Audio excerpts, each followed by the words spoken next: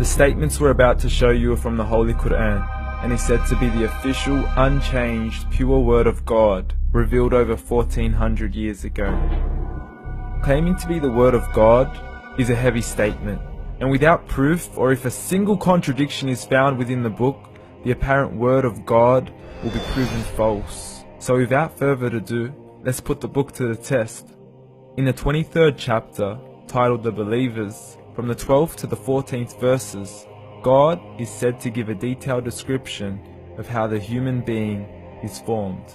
It begins by saying, "We then placed him as a sperm drop in a place of settlement, firmly fixed. Then we made the drop into a alaqa." We will translate this word very soon. "And then we changed the alaqa into a lump. Then we made out of that lump into bones. And then we clothed the bones with flesh. Then we caused him to grow and come into being and attain the definitive human form." In the 21st century, we can now safely say that this verse is clearly describing the process of human development in correct chronological order. However, what we should be paying attention to in particular is the second stage, referring to the development of the embryo. The specific word used to describe the embryo in this verse is the word alaqa. The word alaqa, when translated into English, can mean three separate things. Firstly, a blood clot, or to be suspended, that is to be hanging or clinging to something, or thirdly and finally, a leech. Now, all three definitions don't come anywhere near what we perceive to be the human embryo. So, why are these words used, and what significance do they share with the human embryo? Can the embryo be described as a blood clot? Well, what do you think? In the third week of embryonic development, a tubular heart joins with the blood vessels to form a primordial cardiovascular system, and by the end of the third week, the blood is circulating and the heart begins to beat on day 21. The first thing that comes to mind in regards to being suspended or hanging is the umbilical cord.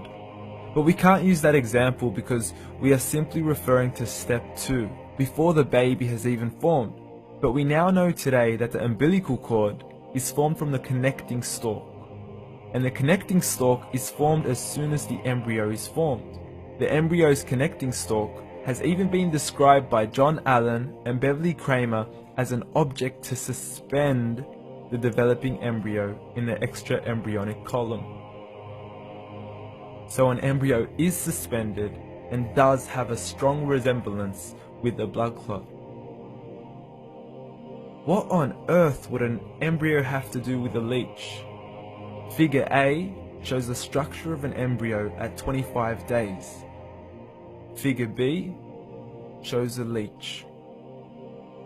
Now please note once again that the embryo in this stage is no greater than the size of a kernel of wheat. This is an X-ray of the embryo at 22 days.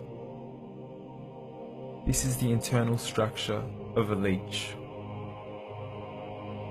It's mind-blowing stuff, but you still haven't seen anything yet. This is the head of the embryo at 22 days. The detail you are seeing right now is absolutely impossible to be seen with the human eye and can only be seen with a microscope. This is the back end of a leech. There's no other words used to describe this other than mind-blowing. The pictures we have shown you are impossible to be seen with the human eye or even to be predicted by the human mind. Once again, the verses we have shown you were revealed over 1400 years ago to a man who couldn't read nor write. Are these the words of God? Descriptions of the human embryo in the Quran cannot be based on scientific knowledge in the 7th century. The only reasonable conclusion is that these descriptions were revealed to Muhammad from God, from God, from God, from God.